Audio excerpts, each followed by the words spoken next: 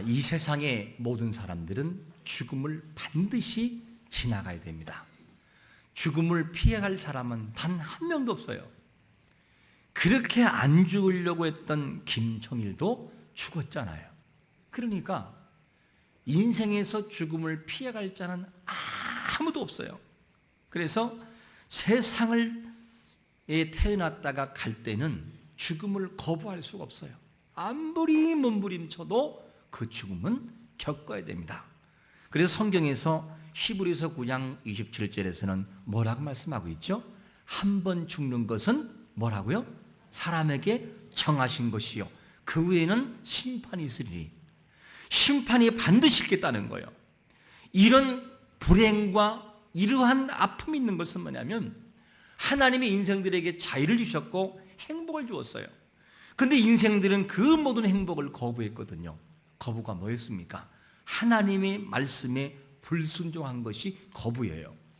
그러므로 말씀 안에 거하면 영원한 생명이 주어지는데 말씀을 떠난 인생 되다 보니까 영원한 불행이 오고 말았습니다.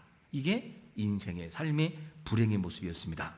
하지만 여러분, 불행한 인생을, 그리고 불행한 인생은 사망 문제를 이기시고 깨뜨리신 예수 그리스도 부활의 주님께서 모든 사망을 생명으로 바꾼 것을 믿으시기를 축원합니다. 그 믿음 속에 우리는 살아가기 때문에 지금 죽음이 와도 우리는 행복한 것이죠. 그런데 예수님을 통하여 영생이 회복됐지만, 그런데 아직도 예수 밖에서는 영생을 누리지 못합니다. 분명히 생명이 우리 앞에 왔거든요. 근데 왜 사람들은 영생이라는 행복을 누리지 못할까? 예수 밖에서는 아무리 노력하고 철학과 종교를 통해 가려고 해도 갈 수가 없어요. 아직 영원한 생명은 예수 안에서만 존재하는 것을 믿으시기를 축원합니다. 예수 안에서만 생명이 존재하지요. 그래서 이 죽음의 문제를 놓고도 예수 밖에서의 해석과 예수 안에서의 해석이 너무나 달라요.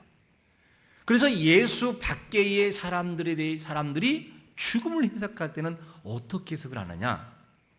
보통 사람이 죽고 난 다음에는 요령잡이, 그리고 앞에서 선소리를 부르는 사람이라고도 하지요. 요령잡이가 노래를 부르고 구슬픈 노래를 부르는 걸 보면 세상에는 예수밖에는 소망이 없구나, 부활이 없고 희망이 없다는 걸 알 수 있어요. 우리 아마 어르신들이라든가 우리 연세가 조금 있으신 분들은 많이 들었을 거예요. 사람이 죽어서 요령잡이가 흔들며 나아갈 때 부른 노래가 뭐죠?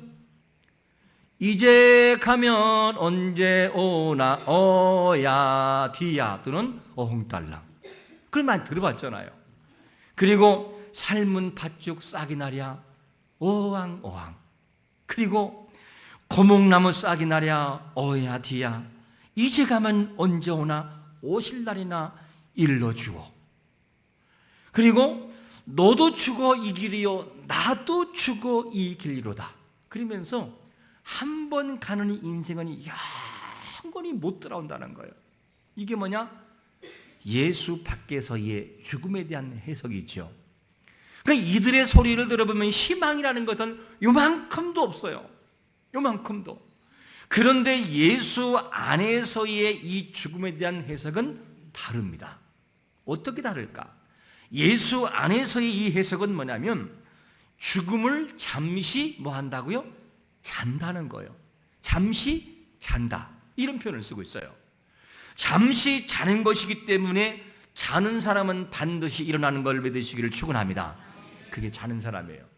그러니까 예수 안에서의 이 죽음에 대한 해석은 끝난 것이 아니라 잠시 자고 있는 거다, 일어날 때가 온다는 거예요. 이것을 우리에게 소개해주고 있습니다. 그렇기 때문에 요한계시록 14장 13절은 죽음에 대해서 뭐라고 우리에게 정의를 내리고 있냐면, 같이 한번 읽어보겠습니다. 시작. 또 내가 들으리 하늘에서 음성이 나서 이르되 기록하라, 지금 이후로 주 안에서 죽은 자들은 복이 있도다 하시매, 성령이 이르시되 그러하다. 그들이 수고를 그치고 쉬리니 이는 그들의 행한 일이 따름이라 하시더라. 예수 밖에서는 죽음이 뭘로 끝나느냐? 두려움과 공포예요. 영원한 이별. 이거를 예수 밖에서의 요정잡의 소리를 통해 우리는 알 수 있고, 믿지 않는 자들의 삶의 표현을 보면 알 수 있습니다.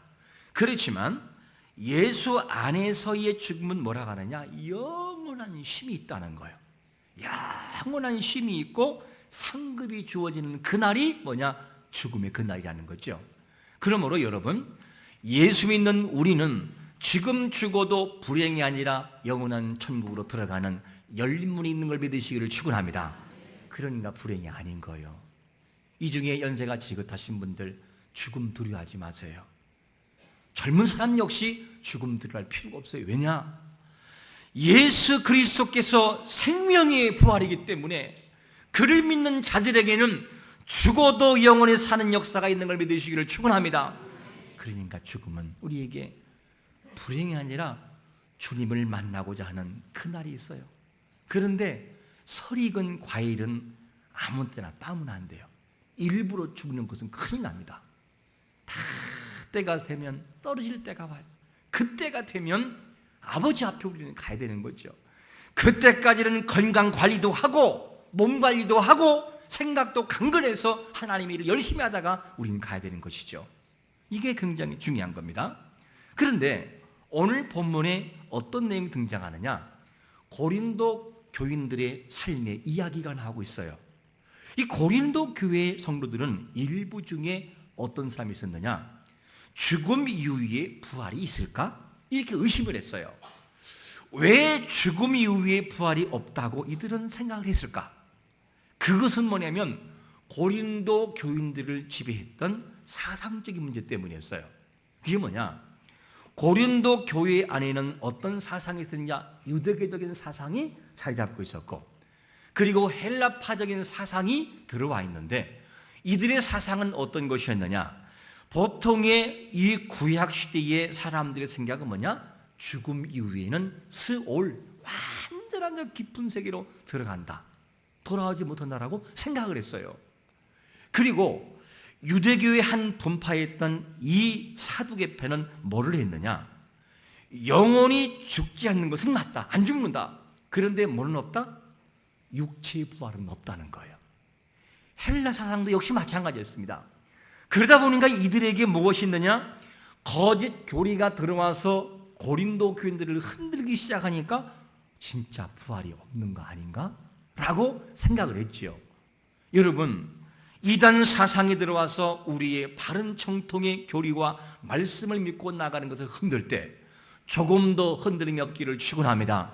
성경대로 믿어야 되는 거죠.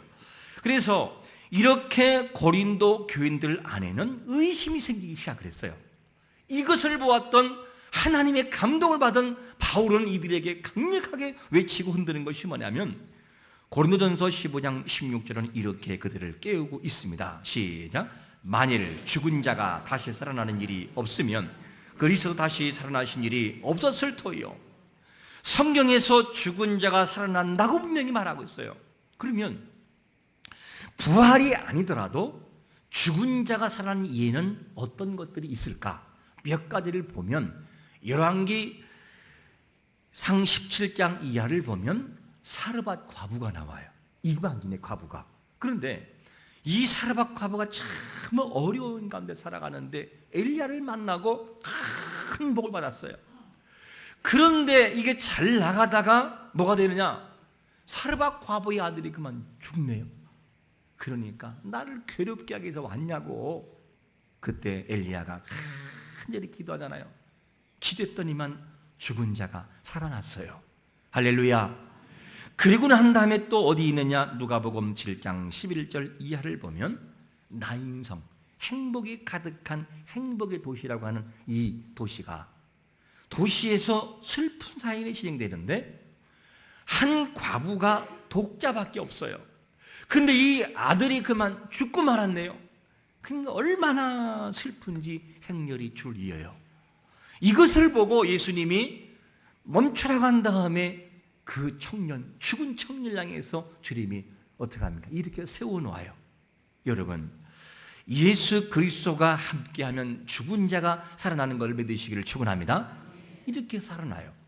그리고 또 한 가지가 뭐냐면 마태복음 27장 45절 이하를 보면 예수님이 마지막 금요일에 운명을 하셔요. 십자가상에 돌아가 쭉 죽으면서 어둠이 쫙 진행되면서 돌아가실 때 엘렐리 하막다마니 하면서 마지막 이 운명이 끊어지는 순간 휘장이 지성소와 성소를 가려놓았던 이 휘장이 쫙 찢어져 버려요. 찢어지고 날 때에 그때 일어난 이 현상이 뭐였냐면 그때 바로 어떻게 되느냐, 무덤이 열리고 성도가 부활한 것을 믿으시기를 축원합니다. 그리고 그들이 거룩한 성으로 들어가는 장면이 나와요. 이렇게 부활이 있다는 거죠. 이것이 뭐냐면 사람이 산다라고 하는 것을 단적인 예로 보여주고 있어요. 그 본문은 뭐라고 하느냐, 만약에 죽은 자가 다시 살아나는 것이 없다면 예수님도 사는 것이 없을 것이다. 딱 단정을 지어요, 성경인 스스로가. 그런데 성경은 우리에게 뭐라고 하느냐, 예수님은 우리에게 분명히 무엇을 받고 있어요. 요한복음 11장 25절은 이렇게 말씀합니다. 시작. 예수께서 이르시되 나는 부활이요 생명이니 나를 믿는 자는 죽어도 살겠고, 할렐루야. 믿는 자는 죽어도 사는 역사가 있는 걸 믿으시기를 축원합니다. 그게 부활의 주님이에요. 부활의 능력이고, 그렇기 때문에 믿는 자들은 좌절할 이유가 없는 거예요. 왜냐? 부활의 주님 나와 함께하고 있으니까. 부활의 주님은 무의 소유를 창조하시고 죽은 자를 살리시는 능력이 있으니까 안 된다고 좌절할 거 없어요. 그분이 하시면 안 될 것도 되겠는 역사가 있으니까. 이런 희망을 가지고 우리는 항상 부활신앙과 부활적인 희망 가지고 나아가야 되는 것이 맞는 것입니다. 그렇기 때문에 우리가 항상 잊지 말 것은 뭐냐면 믿는 자들이 반드시 다시 사는 걸 믿어야 돼요. 그래서 만약에 믿는 자가 다시 사는 것이 없다면 너무 억울할 게 아니겠어요, 그렇죠? 너무 억울한 것이 나오는데 본문 17절 한번 읽어보겠습니다. 그리스도께서 시작. 그리스도께서 다시 살아나신 일이 없으면 너희도 믿음도 헛되고 너희가 여전히 죄 가운데 있을 것이요. 만약에 예수님의 부활이 없다면 억울한 일이 두 가지가 있다는 거예요. 첫 번째가 뭐냐면 여러분들이 믿는 믿음, 여러분들이 간직하고 있는 이 모든 믿음 행위는 아무것도 아니라는 거예요. 헛된 고생이라는 거예요. 누가 그렇게 얘기해요? 하나님 스스로가 이렇게 말씀하고 있어요. 그리고 또 한 가지가 억울한 일이 뭐냐면 죄가, 즉 우리의 죄가 그대로 있겠다는 거예요. 다른 말로 하면 무슨 말이냐? 예수님은 고난의 십자가를 지고 우리 죄를 짊어지시고 죽으셨어요. 죽으셨는데 만약에 다시 사는 것이 없다면 예수의 죽음도 헛것이고 죄를 구속한 것도 헛것이다. 아무것도 아니라는 거예요. 이거를 두 가지를 말씀하고 있어요. 근데 여러분 잊지 말 것은 뭐냐면 예수님의 죽음은 인생을 살렸고 모든 죄악을 해방했어요. 예수님이 만약에 사는 것이 없다면, 죽은 자가 사는 것이 없다면 예수님 비롯한 그를 따르는 모든 무리와 이미 죽은 무덤에 잠을 작은 영혼도 너무 불쌍하다는 거예요. 여러분, 이곳에 계신 모든 분들은 불쌍한 사람들이 아니라 산소망 되시는 예수 그리스도 그분 때문에 새로운 삶을 살아가는 것을 믿으시기를 축원합니다. 믿음이 뭐지요? 믿음은 지금 살아가는 이 세상을 3차원의 세상이라고 그러죠. 보여지고 느껴지고 여러 가지의 모양이 있는 이 세계에서는 보여지는 것을 가지고 판단하게 되고 보여지는 것 때문에 슬퍼하지요. 하지만 믿음의 진짜는 뭐냐면 보여지는 이 3차원의 세상을 밟고 딛고 일어서 보이지 않는 세상, 그 나라와 그 의와 하나님의 나라와 부활을 바라보고 나가는 것이 진정한 4차원의 믿음인 걸 믿으시기를 축원합니다. 이런 사람들에게는 실망이 없다는 거예요. 그러니까 우리는 믿음을 가지고 지금도 다시 오실 예수님을 사모하고 있는 거예요. 여러분 생각을 해보세요. 오늘 찬양이 그냥 나팔도 막 울리고 그러면서 나오잖아요. 그 천군 천사와 함께 하늘이 완전히 열리고 주님이 한 번 온다고 상상을 해보세요. 어떤 일이 있겠는가? 감동과 감격이 있지 않겠어요? 그날이 반드시 온다는 거예요. 그날이 반드시 오기 때문에 우리에게는 어떠한 일이 있어도 이 세상 일 때문에 실망할 이유가 없는 것입니다. 왜냐? 이 세상의 많은 점보다 오실 예수 그리스도의 실망이 더 크기 때문에 우리는 이것을 잊지 말아야 되는 거죠. 그래서 그리스도 밖에서는 슬픔이요 고난이에요. 그리고 이 믿음 안에서 살아가는 사람이랄지라도 예수 그리스도를 믿는 믿음이 아닌 세상 것만 바라본다면 인생은 가장 불쌍하다는 거예요. 하지만 우리가 불쌍하지 않은 이유가 하나가 있어요. 왜 불쌍하지 않느냐? 그 이유는 고린도전서 15장 20절은 이렇게 말씀하고 있기 때문입니다. 시작. 그러나 이제 그리스도께서 죽은 자 가운데서 다시 살아나사 잠자는 자들의 첫 열매가 되셨도다. 할렐루야. 그 예수님께서 하신 것이 뭐냐면, 얘들아, 내가 이렇게 살고 부활한 것처럼 너희들도 부활할 거야. 내가 이 땅에 올 때 다시 재림할 때 너희도 반드시 부활하리라. 이것을 첫 열매로 우리에게 보여준 것을 믿으시기를 축원합니다. 그러니까 성도는 부활하는 거예요. 예수님이 보여줬잖아. 봐라, 내가 이렇게 부활했다. 너희들도 이렇게 부활할 거야. 이것을 보여준 것입니다. 이 사실을 믿기 때문에 우리에게는 실망할 이유가 전혀 없다는 거죠. 고린도 교인들 중에는 일부가 이 부활을 의심한 적이 있었어요. 진짜 부활이 있을까? 이렇게. 그래서 여러분, 부활은 반드시 있다고 하는 것을 누가 증명했느냐? 예수 그리스도 그분께서 첫 열매, 가장 먼저 부활을 증명했고, 그 다음에 그리스도를 믿는 우리가 다시 부활할 것이고, 그리고 함께 믿는 모든 사람이 부활하여 영원한 그 세계로 들어가는 것을 100% 믿으시기를 축원합니다. 부활의 신앙, 부활의 신앙은 실망할 이유가 없어요. 희망인 것이죠. 이것을 우리에게 전해지고 있습니다. 자, 그러면 이렇게 의심하고 있었던 고린도 교인들에게 바울이 이들에게 다시 가르쳐요. 왜 너희들이 부활을 의심하느냐? 그러면서 설명하는데, 그 설명의 기초가 뭐였냐면, 이미 앞에서 바울은 계속해서 복음을 제시했어요. 부활신앙에 대해서. 기초가 뭐였냐면 성경을 기초하여 말씀을 가르쳤어요. 누가? 바울이 그들에게. 그 증거가 어디 나오느냐? 고린도전서 15장 3절과 4절 보니까 이렇게 말씀해요. 내가 받은 것을 먼저 너희에게 전했다는 거예요. 그리고 이는 성경대로 그리스도께서 우리 죄를 위하여 죽으시고 장사하시는 바 되셨다가 성경대로 사흘 만에 뭐라고요? 다시 살아났다는 것을 가르쳤지 않느냐. 그리고 왜 너희들이 성경의 가르침을 또 의심하고 있느냐? 그러면서 과거에 가르쳤던 걸 다시 한번 재해석해주고 있는 것을 보게 됩니다.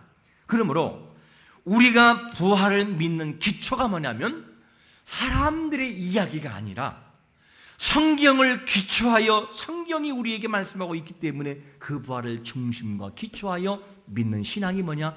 부활신앙인 것을 믿으시기를 축원합니다. 그러면 성경이 뭐길래 우리가 믿느냐? 성경은 뭐라고 하죠? 디모데후서 3장 16절은 뭐라고 합니까? 모든 성경은 무엇으로? 하나님의 감동하심 된 것이다.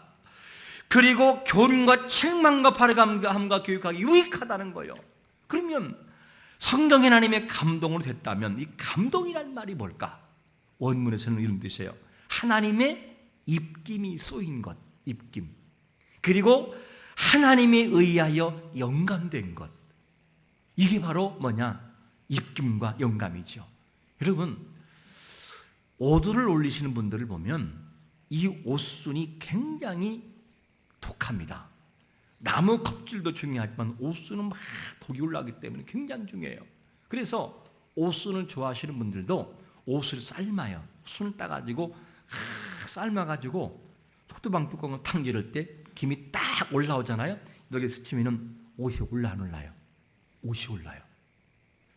하나님의 말씀은 어떤 것이냐? 말씀 자체 속에 하나님의 입김이 있는 거예요. 하나님의 감동이 쏘여져서. 그래서 누가 읽든지 감동이 있고 강도가 말씀을 읽고 회개하고 돌아온 역사가 있는 걸 믿으시기를 축원합니다. 감동이 있으니까. 저 아프리카에서도 그런 역사가 벌어져요. 캄보디아, 베트남, 필리핀 이런 이 후진국에 가서 말씀을 제시하면 언어가 잘 안 통해도 하나님의 기적이 막 일어나요. 왜냐? 성령 하나님께서 감동하심을 통해 성경을 통해서 말씀하고 있기 때문입니다. 그러므로 하나님의 감동으로 쓰여진 이 성경은 부활에 대해서 뭐라고 우리에게 제시하고 있냐면 고린도전서 15장 23절에는 이렇게 우리에게 소개합니다. 시작. 그러나 각각 자기 차례대로 되리니 먼저는 천년일 그리스도요 다음에는 그가 강림하실 때에 그리스도에게 속한 자요. 이 역사가 벌어지고 있다는 거죠. 그러므로 부활의 첫 열매가 되시는 예수 그리스도께서 부활하셨듯이 성도가 반드시 부활하고 반드시 성도가 일어나는 것을 믿으시기를 축원합니다. 우리는 의심하지 말아야 돼요. 절대 부활을 의심하지 말아야 됩니다. 그래서 바울이 부활이 있다는 것을 얼마나 강력하게 주장하냐면 강력하게 이렇게 주장합니다. 제가 한번 읽어보겠습니다. 고린도전서 15장 51절 이하를 보면 보라 내가 너희에게 비밀을 말하노니 우리가 다 잠잘 것이 아니요 마지막 나팔의 순식간에 오려니 다 변화되리니 나팔 소리가 나며 죽은 자들이 썩지 아니할 것으로 다시 살아나고 우리도 변화되리라. 할렐루야. 그렇게 된다는 거예요. 이게 부활신앙이죠. 그러니까 부활의 소망을 소유하고 있는 성도는 사망 문제를 무서워해야 돼요? 안 무서워해야 돼요?